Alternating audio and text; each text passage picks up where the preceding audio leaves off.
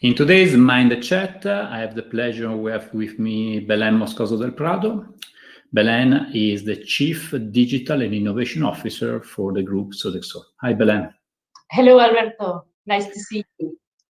My pleasure. So, Belen, first of all, congratulations are in order. Sodexo made it again among the corporate startup stars, so congratulations. Thank you very much. You know, Alberto, how much this is important for me and for us, Sodexo. Yes. Thank you for this. I think it was well deserved. I think is a recognition of the work as Sodexo as a group has been doing over the past few years, working with startups to different modalities, and we'll go through that later on in our conversation. But before starting, if it would be beneficial for our audience to get a glimpse at Sodexo, again, what is the size of the company, what Sodexo does? So Sodexo is a company that was founded almost 50 years ago in 1966 as a startup in Marseille as a catering company. Today, it's a global leader in the service industry with almost 420,000 people around the world in 64 countries, sorry.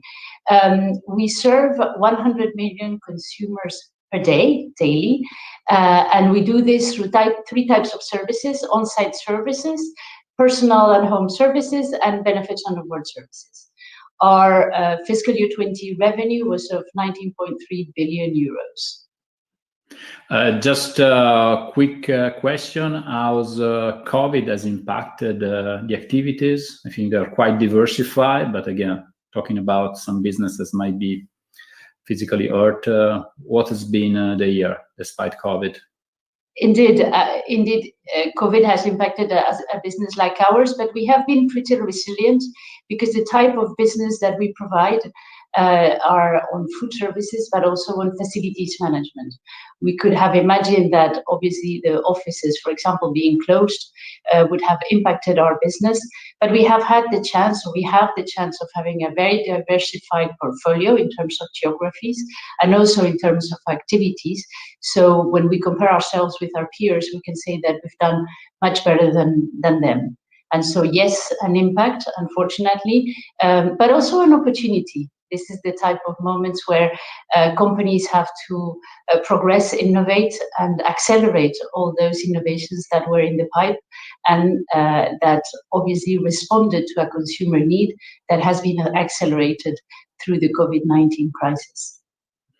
Good to hear. Good to hear. Yes, actually, is a time of very complicated times, but also time for opportunities. I think that Sodexo has made a strong choice vetting innovation some time ago, and the fact that Sodexo has a dedicated chief executive focused on innovation and digital, that is you, is also a testimony that the group put innovation at the highest level, regard innovation as one of the main activities. This is one of the indicators that we monitor also for assessing the top level buy-in from corporates in supporting innovation. And before going to a bit more into detail in terms of what has been the different activities, can you explain how Sodexo is organized in terms of innovation? So what are the different activities that are reporting to you? So within my teams, we look at the digital transformation, data transformation, and innovation. very largely. And so we are a group of team members that are localized at group level to support the activities, define and develop the projects. But at the same time, we have teams in the regions, located in those regions, in some regions, to allow us to accelerate as well the implementation of those projects. Equally, in our innovation activities, we have, for example, Sodexo Ventures, we have people across the world that are obviously looking and engaging with different stakeholders in the innovation world in different areas of the world. We typically use a framework also because innovation is not a one-way road. Again, there are multiple modalities that corporates might follow. Not all of them have to follow all of them. Might follow in working and collaborating with startups.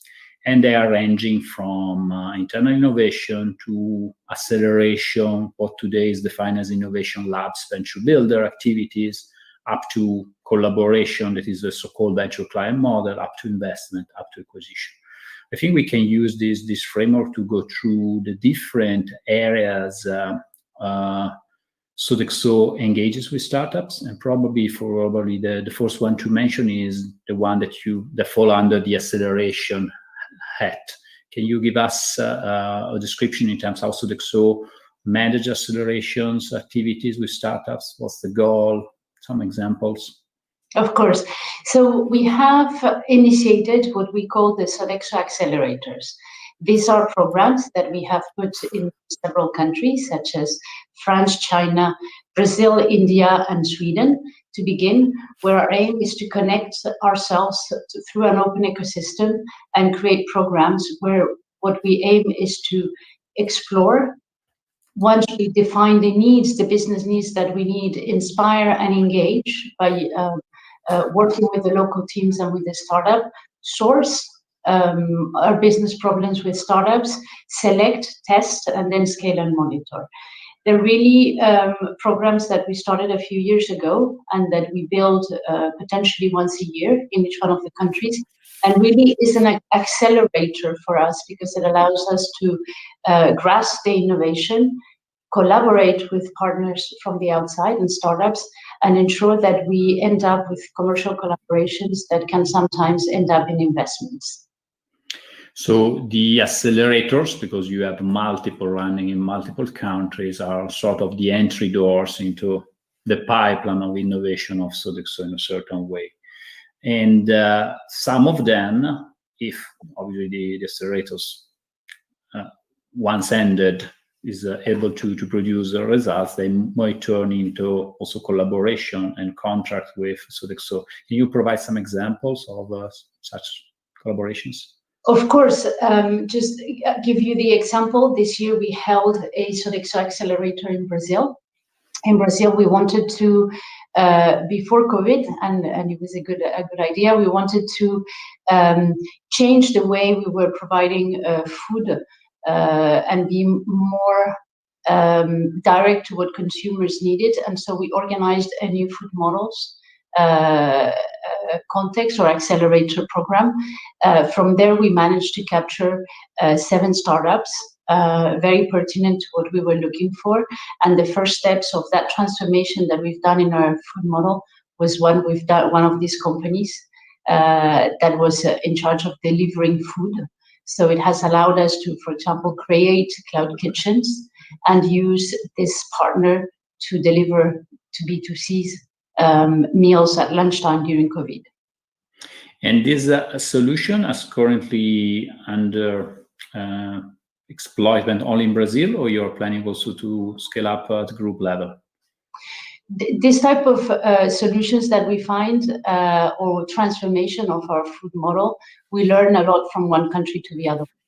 We understand that each country is at a development phase or has a context that is very different, but we learn from each other and we build up upon all these innovations to end up having a strategy around how we want to move forward worldwide with a subject like this one. Question, you are running multiple programs in multiple countries. That makes a lot of sense because there are also different markets, different stage of evolution in terms of market, different geographies, different habits. How do you coordinate all of them? How do you, at a certain point, are able to capitalize and centralize the outcomes or the most interesting outcomes out of these programs? So the most important thing for us is that when we do these accelerator programs, we involve the business regionally and our own teams regionally. So really the action takes place at the region level. However, whether it's on a business point of view or whether it's on the innovation point of view, we work with them very closely in order to be able to grasp all these findings, all these happenings, all this performance, and be able to learn from that so that we can then replicate in other areas. Very good. And as discussed, some of them go into procurement, and so they become solutions that you are using, are regularly using, and contribute to innovate what Sodexo is doing at national and at group level. And for some of them, you have also the opportunity to invest, because you have an investment vehicle, it's called Sodexo Ventures, if I'm not wrong, then is focused on investing sustainably. Can you give us a bit more details in terms of how the investment arm works and how is related, relates with all the other activities that you have? So Sodexo Venture was a strategic venture fund that we created a few years ago. We understood that it was important for us to create strong relations with startups. We understand that we can bring scale and we can bring a lot of expertise to some of the startups on the activities that we play. These startups can bring us a lot of agility and can bring us a lot of innovation.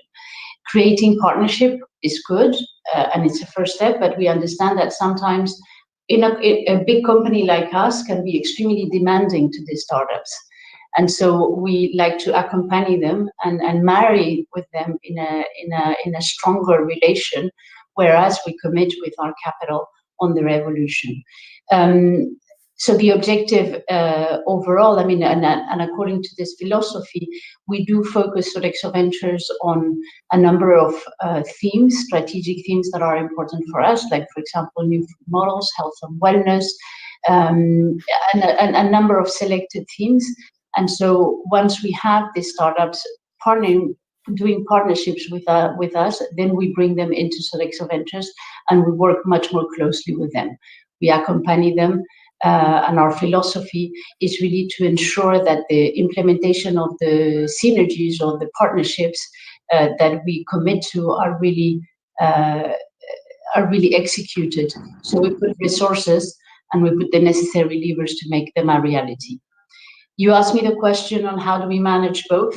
Well, the team, we have teams that are taking care of both. So they are separate teams, or they are?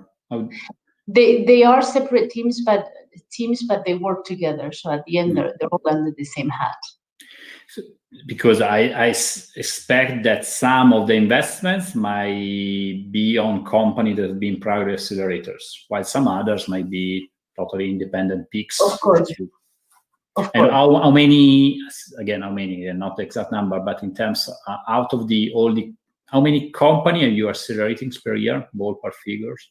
So in Sodexo Ventures, we have invested 70 million euros so far with 8 companies.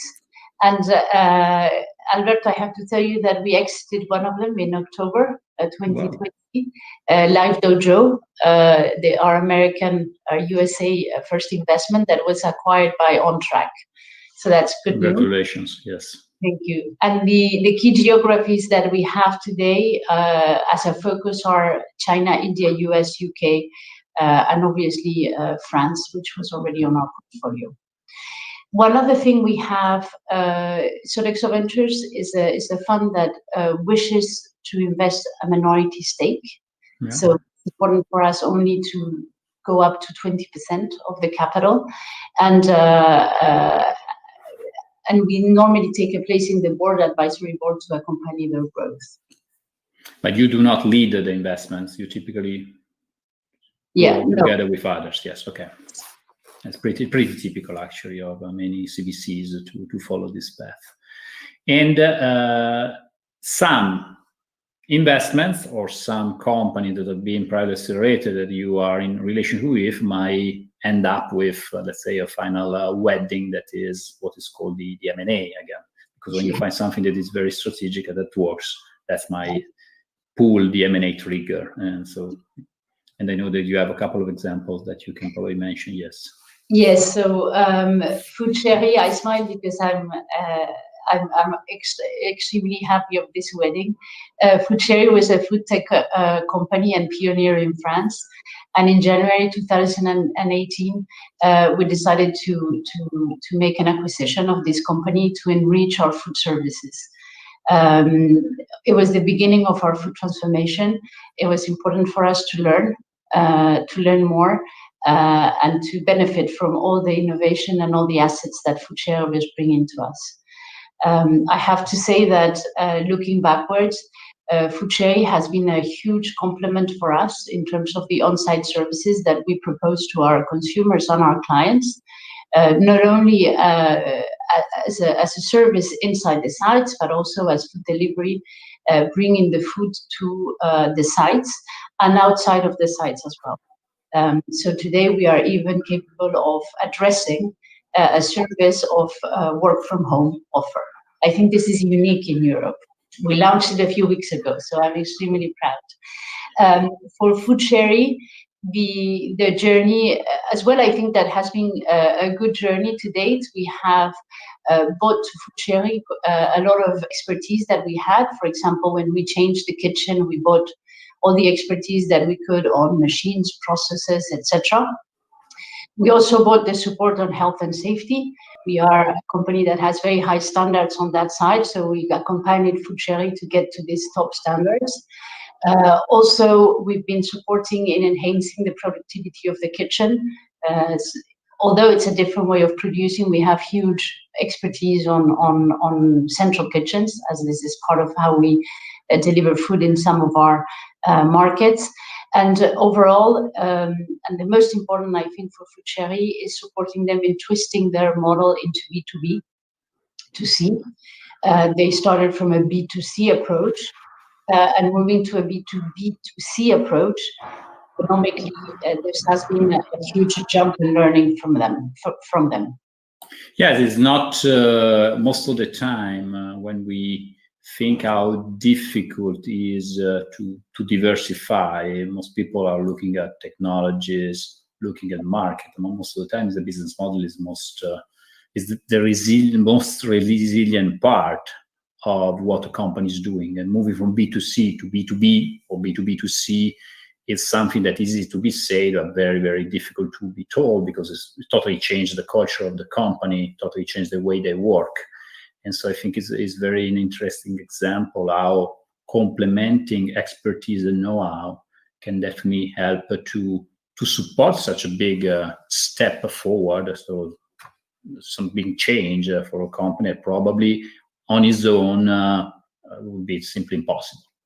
Yeah, I have to say that there's one other learning, I think, for a company like ours is when you have a startup that is capable of changing and moving so fast and changing things in a few weeks or creating things in a few weeks versus a corporation that sometimes we are slower and we have more difficulties to take quick decisions and test and learn. I think it's been a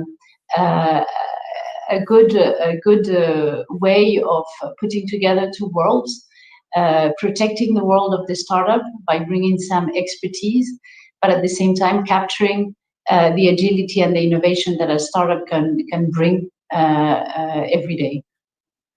And something that, again, during the M&A process and also afterwards during the integration did not work as expected. What's been the main hurdles, the main barriers that you have faced from this experience of acquiring? Well, FoodCheri, I think there's always the difficulty of that getting together approach and developing the synergies, the famous synergies. On one side, time. I think that the timeline is so different between both parties that a startup could imagine having something in a week and a company having it in 1 year. So there's that difficulty of matching expectations and supporting that specific point. Yeah, because this is the different speed of working, and the agility again is the typical thing. You can see the clash of cultures between the large tanker and the speedboat, and the good thing that both of them are still floating, and that is good. That is because most of the acquisition by definition do not work the way they were supposed, and that's the reality. And again, you know, talking about corporates acquiring startups, there are two different perspectives, two different views. One is yes, acquisition are needed because it's a way that is the fastest and the typical, the largest, most frequent way of startup to exit. And startups need to exit because the investors need to get the money back to invest in new innovation. And so on the one hand, it's perceived as a good thing.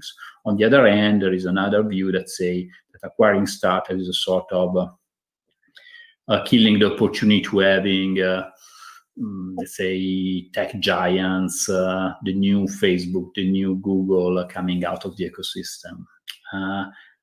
I personally believe that acquisition are positive things because at the end is the fastest way to integrate innovation for large corporation, and also they allow the startup ecosystem to evolve. Obviously, not all of them can make it to the end alone. Some of them that might, but again, is a way of necessary sacrifices for the evolution of the startup species. So I mean, that's the way. What's your take here? Because again, in Europe specifically, there is double parties that have very different opinions. Yeah, I think I could not say A or B. I think it really depends on the type of acquisition. I do think that when it depends if it's core business, non-core business, or it's an adjacency, and it depends if it's transformational of your core or not. I would select on each case what's the best way to do. The one thing I can tell with the learnings that I have is that corporations like us, if we don't at a certain point integrate these new tech companies or these new tech companies into our world, we're wrong. I have to. My wish is that the future food tech company will be Sodexo, and I don't understand why it cannot be, and it has to be like Facebook. I think we were born as a startup. We are as big as we are, but we have entrepreneurial spirit. We are an innovative company. We have everything that we can. So our role is to and our ambition must be to be the future tech company, food tech company. I think this is a good point because again, on the one hand, the way of saying is that all companies, all industries are on the way to be disrupted, and on the other hand, there are established corporate incumbents that are fighting back. I would say rightly, and I think it's good. I think from what you just said, that you look at the future of Sodexo as a tech company, because that's, I think, give you the ambition of wanting to change the company to still be there. And I think that is a very interesting point.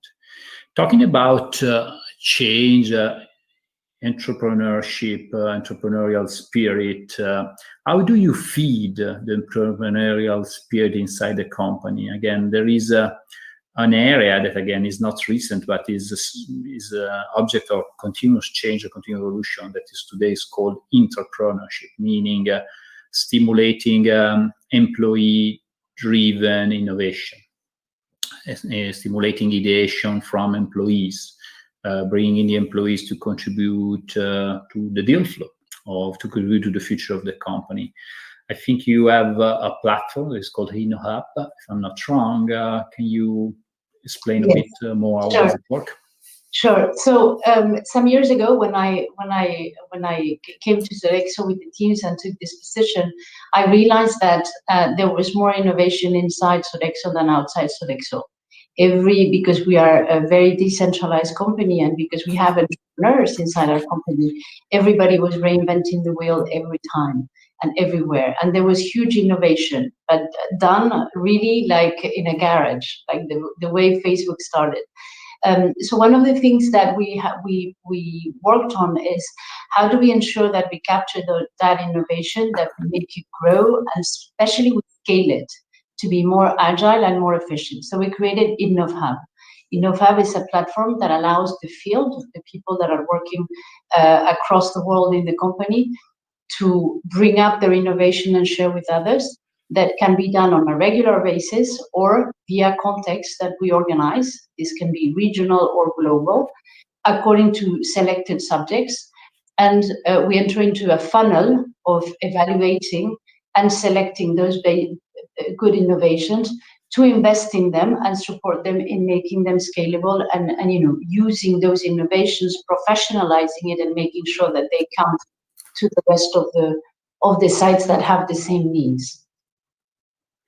And this is an annual process, or is it an ongoing platform? How does it work? Because some corporates do have a sort of annual process. They launch some challenges. They ask the employees to submit their ideas, and there is typically an annual process. There is 3 months for submitting the idea, 3 months for the selection, and then a few of them got into what is called a venture builder or go into the scale-up phase.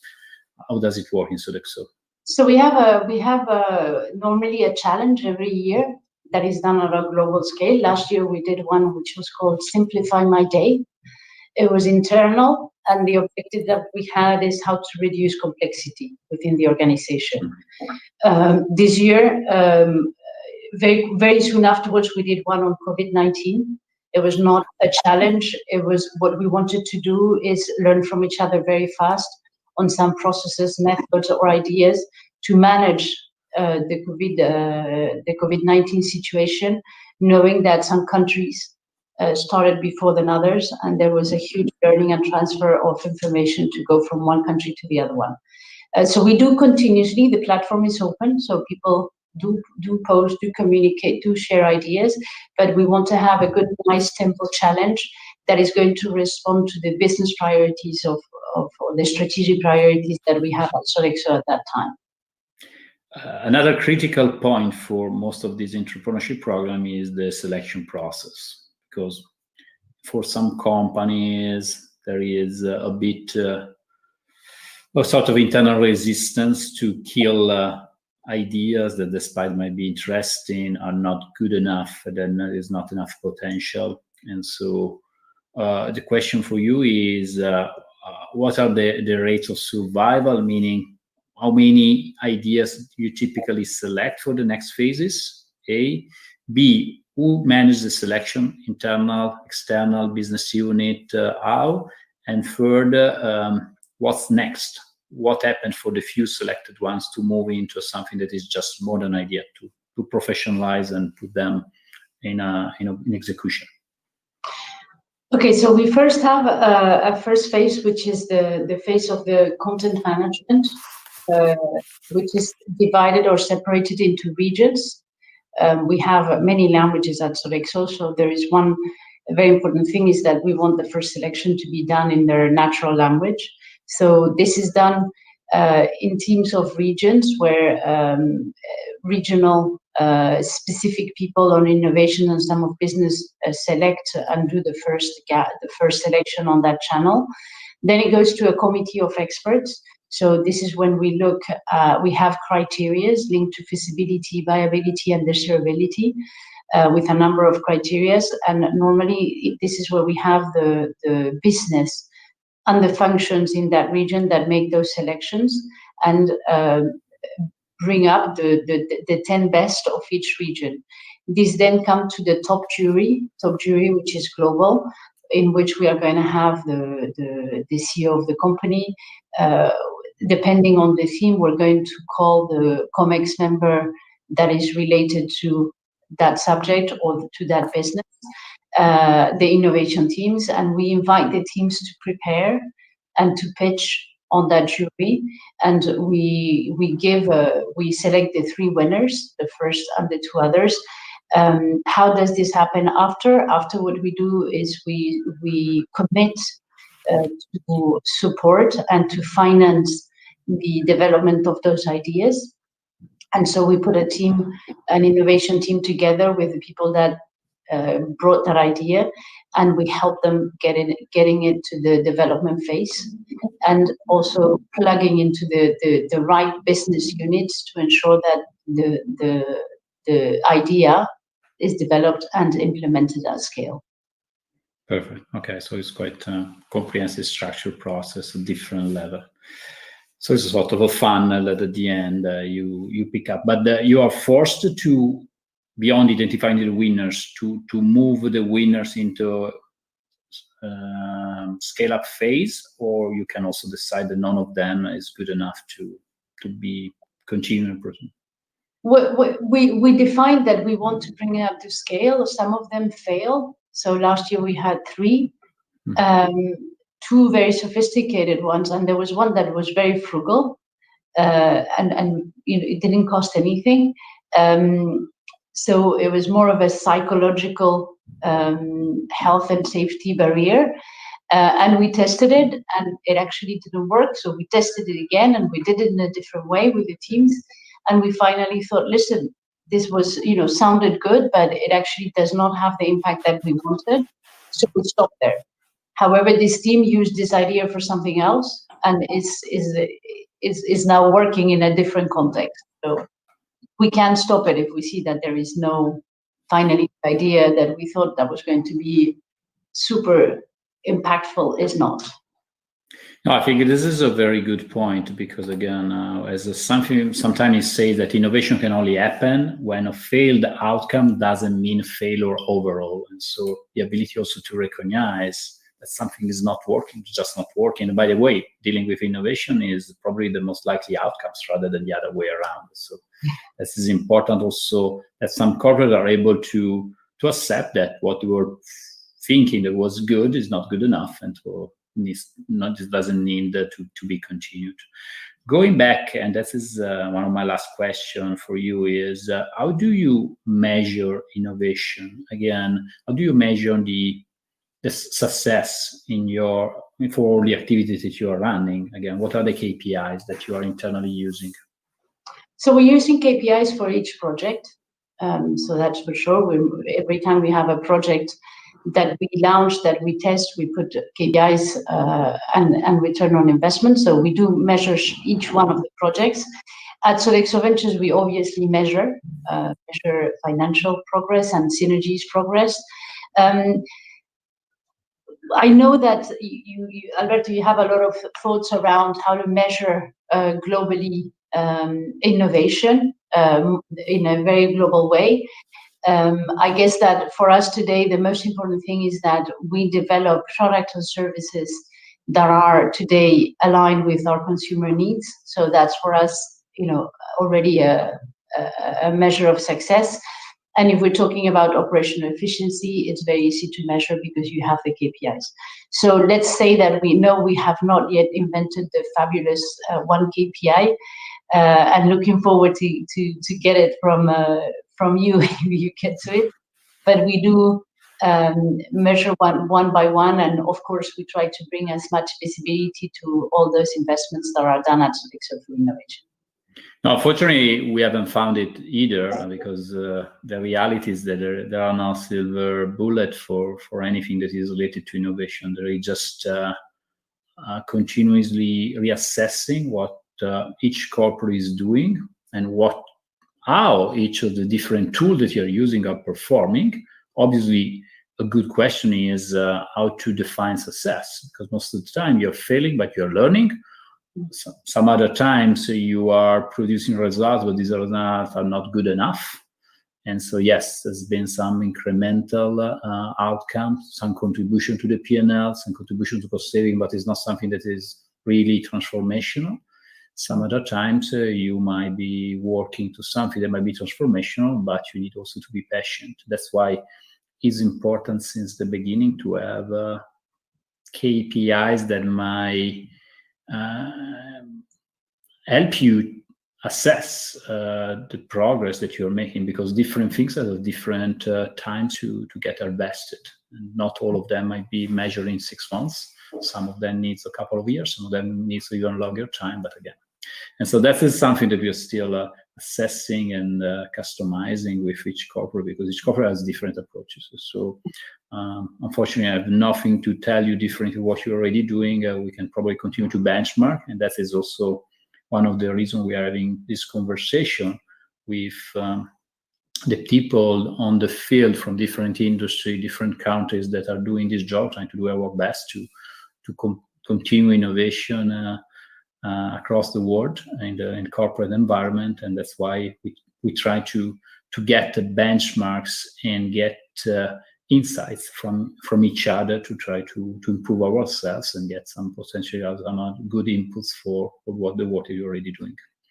That said, Belen, first of all, thank you again for being with us today, and congratulations again for your well-deserved Corporate Startup Star Award also for 2020.